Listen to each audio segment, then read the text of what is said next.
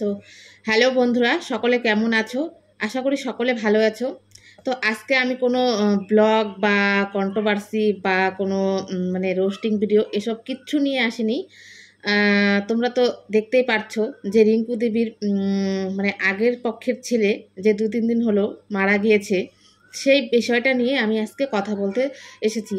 যে এটা একটা খুবই মর্মান্তিক ঘটনা যে এত বড় একজন ছেলে তার এইভাবে অকাল মৃত্যুটা মানে মেনে নেওয়া খুবই কষ্টের।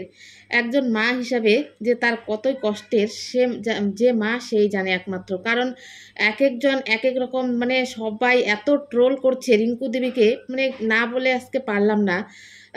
যার যার লাইফ সে কিভাবে কাটাবে, মানে সবারই তো লাইফে ভালো থাকার একটা অধিকার আছে। তবু একটা কথা আমি আমার মতে বলছি যে রিঙ্কু দেবী যে কাজটা করেছে, সেই কাজটা আর কিছুদিন পরে করলে মানে আমার মনে হয় ছেলে তাহলে আজকে তার এই দিনটা দেখতে হতো না। কারণ ছেলে যতই বড় হয়ে যাক না কেন, যতদিন না ছেলের বিয়ে না হয় ততদিন সেই ছেলে মানে মায়ের সংস্পর্শেই থাকতে ভালোবাসে। মানে যে ছেলেটা দিনের পর দিন মায়ের সাথে একা স্ট্রাগল করে, মানে মা এতটা স্ট্রাগল করে, যার পাশে বাবা ছিল না, এতটা বড় করে সে চাকরি পেলে কি হবে, কিন্তু তার মার যে জায়গাটা মানে সে এখন ফিল করতে পারছে। আর সোশ্যাল মিডিয়াতে এত এত লোকের ট্রোল, মানে হয়তো ছেলেটা নিতে পারছিল না, আর তার জন্যই তার মধ্যে তার প্যানক্রিয়াসের রোগ ছিল একটা, যার কারণে সে হয়তো ডিপ্রেশনে গিয়ে ওষুধ পাতি মানে কিছুই খাচ্ছিল না, যার কারণে এই অবস্থাটা হয়েছে, মানে লোকের ধারণা এটা। আর হচ্ছে রিঙ্কু দেবীকে মানে হয়তো তার ছেলে এত বড় বয়স, মানে ছেলের বিয়ে কদিন পরে, কোনো ছেলে কি মেনে নিতে পারে এই বয়সে মাকে লাল বেনারসি পরে সব কিছু পরে বিয়ে, তার মধ্যে এত এত ট্রোল, সবাই এত মানে কোনো ছেলেই হয়তো এসব মেনে নিতে পারবে না, যেই কারণে সে আজকে এই মানে এই পরিস্থিতি হয়েছে। তাই বলবো রিঙ্কু দেবী আর কিছুদিন অপেক্ষা করে মানে ছেলেটার বিয়েটা দিয়ে যেতে পারত। আর সাথে মানে সে ভিডিওতে বলছিল না রিঙ্কু দেবী যে আমি আজকেই বলছিলাম, মানে দিলীপ বাবুকে বলছিল যে তার কাছে আনার কথা, কিন্তু সে তো আসল বাবা নয়, তাই তার কোনো মায়াও থাকবে না, এটাই স্বাভাবিক। এটা কখনো হতে পারে যে অন্য বাবা তার একই জায়গাটা দিবে? তাই দিলীপ বাবু কি বলছিল, উল্টা বলছিল যে ওকে কিছুদিন একা, মানে বাইরে গেলেও তো একা থাকতো, তো ওকে একটু একা স্পেস দাও। মানে রিঙ্কু দেবী এগুলো বলছিল সাংবাদিকের কাছে। তো মানে এটা লোকের বিষয় আমি বললাম, আমার মন থেকে যেটা বলছে, মানে আমি যেটা বলতে যাচ্ছি সেটা হচ্ছে আমি বলবো ভালোভাবে মানে ইনভেস্টিগেশনটা করা উচিত। যারা যারা ওই রাতে বাড়িতে ছিল তাদেরকে ভালোভাবে জিজ্ঞাসাবাদ করা উচিত। মানে আমি আমি আমার মতে বলছি, যেখানে ওর পাত্রী অলরেডি সিলেক্ট করা, সেখানে এইভাবে ওর সুইসাইড করার কথাটা মানে কি বলবো, সুইসাইড করার কাম্য মানে কোনো কথাই না। কিছু তো একটা গোলমাল আছেই। মানে মা ছেলের যে এত সুন্দর মধুর সম্পর্ক, এবং মায়ের বিয়েতে ছেলে এজন্যই খুশি যে পরবর্তীকালে ও সংসার জীবন করতে পারবে খুব ভালোভাবেই। ততদিনে মা তো অনেক স্ট্রাগল করেছে জীবনে, অনেক কষ্ট করেছে জীবনে, তাই সে হয়তো চেয়েছিল ততদিনে মা যদি সেটেল হয় তাহলে অন্তত সুখে থাকতে পারবে মা। মানুষ যখন বধিরকে দিকে এগিয়ে যায় না, তখন একে অপরের পরিপূরক বার্ধক্য সাথীর প্রয়োজনীয়তা হয়ে পড়ে। ছেলে বউয়ের সংসার অনেক সময় মাকে খুবই দুঃখ যন্ত্রণার মধ্যে কাটাতে হয়। অনেক সময় মা ছেলের মানে সম্পর্কে ভাঙ্গন ধরিয়ে দেয় বাইরে থেকে একটা আসা মেয়ে। রিঙ্কু দেবীর সংগ্রামী জীবনে মানে ছেলেকে ভালোভাবে মানুষ করেছিল, ভালোভাবে দেখভাল করে নিজের কাছে স্নেহ মায়া মমতায় জড়িয়ে বড় করে পাত্রী পর্যন্ত যেখানে নির্বাচিত ছিল, সেইখানে এই মৃত্যু হঠাৎ করে মানে ক্ষণিকের দুর্বলতায় হওয়া কি করে সম্ভব? কি করে সম্ভব? আমার কথা হচ্ছে এটা। ওই রাতে যে দুইজন বন্ধু বান্ধবী ছিল তাদেরকে ভালোভাবে জিজ্ঞাসা করা উচিত। অর্থাৎ সেই নির্বাচিত পাত্রীকে ভালোভাবে মানে জিজ্ঞাসাবাদ করে সব কিছু খুঁটিয়ে দেখা উচিত। কেনই বা রান্নার মেয়েটি এসে প্রথমে সবাইকে ডাকলো? যারা ওই রাতে ছিল তারা কেন প্রতিবেশীকে বা ফ্ল্যাটের লোকজনকে ডাকেনি বা তাড়াতাড়ি হাসপাতালে নেওয়ার চেষ্টাও করেনি? মানে কোনো ব্যবস্থাও করেনি, তাড়াতাড়ি হাসপাতালে নেওয়ার চেষ্টা করেনি। হাসপাতাল তো কাছেই ছিল, মানে হাসপাতালটা তারা কেন নিল না? হাসপাতালটা সামনেই তো ছিল। তাহলে এখানে কি বোঝা যাচ্ছে তোমরা বলো বন্ধুরা? নেপথ্য কোনো ত্রিকোণ প্রেমের ব্যাপার আছে কিনা, মানে সেটাই এখন দেখার বিষয়। নেপথ্য কোনো প্রেমের মানে ত্রিকোণ প্রেমের ব্যাপার আছে কিনা এটা এখন দেখার বিষয়। সেটা একান্তই জানাও বা দরকার।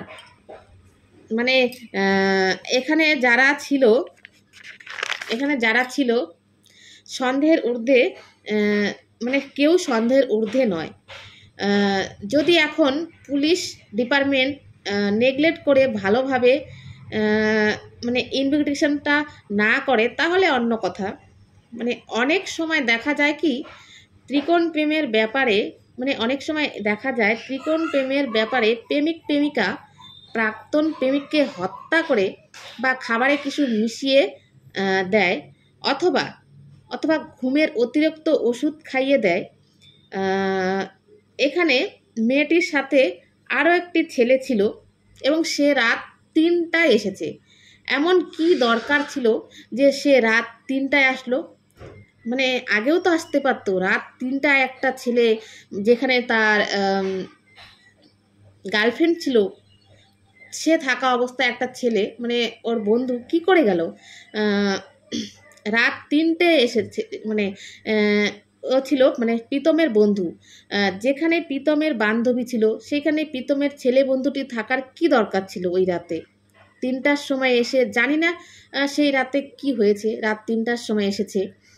তবে প্রীতমের এই বন্ধু এবং বান্ধবী রাতে ছিল, তারা কিন্তু সন্দেহের ঊর্ধ্বে একদমই নয়। এই 3জন, মানে এই 2জন সন্দেহের ঊর্ধ্বে একদমই নয়। এখন যদি কি বলবো, এখন যদি টাকা খাইয়ে মুখ বন্ধ করে দেওয়ার মতো কাজ করে তাহলে আর কি বলবো। যদি টাকা খেয়ে মুখ বন্ধ করা যায় তাহলে কিন্তু অনেক কিছুই ধামাচাপা পড়ে যাবে এখানে। শুধু একমাত্র যে রিঙ্কু দেবীকে সবাই মানে এইভাবে ট্রোল করছো, একজন একেই তো মা কষ্ট পাচ্ছে, আর সবাই যে বলছো যে ভিডিওর সামনে মানে মা এইভাবে একদম স্টিল নাও, মানে এইভাবে কথা বলছে, কোনো কান্না নেই, কাটি নেই, কোনো কিছু নেই। সবাই তো আর চোখের জল মানে হাও মাও করে সবাই কিন্তু কান্না করতে পারে না। যে কান্না করতে পারে তার তো হালকা হয়ে যায়, যার ভিতরে কষ্ট আসে মানে কান্না করতে পারে না তার কষ্টটা আরও দ্বিগুণ।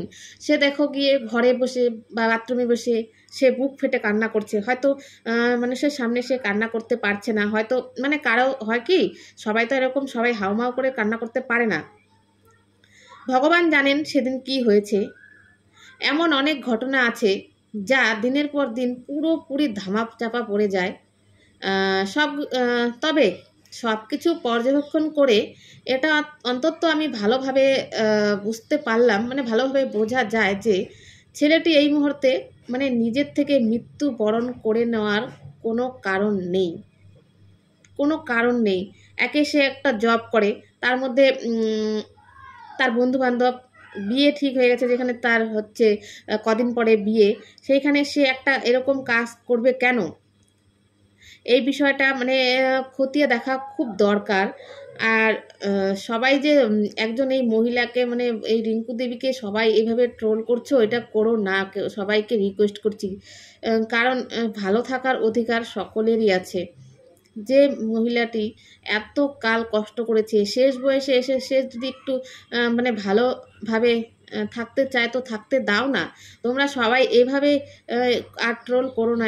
মানে উনি এমনিতেই অনেক কষ্টে আছে, যার এই বয়সে একজন কি বলবো জোয়ান ছেলে এরকম একটা কাজ হয়, মানে তাহলে তার কতটা কষ্ট ভেতরে। আর সবাই একের পর এক যে ভিডিও নামাচ্ছ তোমরা এরকম মানে মন্তব্য করে কুরুচিকর, এসব না করাই ভালো। কারণ এমনিতেই অনেক কষ্টে আছে। জানি না তোমাদের কি মতামত, সবাই কমেন্টে একটু জানাও। আর সবাই ততক্ষণ ভালো থেকো, সুস্থ থেকো। আমি আর ভিডিওটা বড় করলাম না, মানে খুব খারাপ একটা বিষয়, আমারই খুব খারাপ লাগছে। সে মানে কদিন থেকেই দেখছি তো, তাই আজকে আমিও মানে কিছু বলতে আসলাম ক্যামেরার সামনে। না বললেও মনে শান্তি পাচ্ছি না, খুব খারাপ লাগছে দেখে। তার থেকেও বেশি খারাপ লাগছে একজন মহিলা হয়ে একজন মহিলাকে এইভাবে সবাই অপমান করছো, জিনিসটা খুব খারাপ লাগছে। তাই আমি ক্যামেরার সামনে আসলাম। আসতে চাইছিলাম না, তবু আসলাম, যে বলা দরকার এইভাবে আর তোমরা এরকম প্লিজ কেউ বলো না। কি বলবো আর।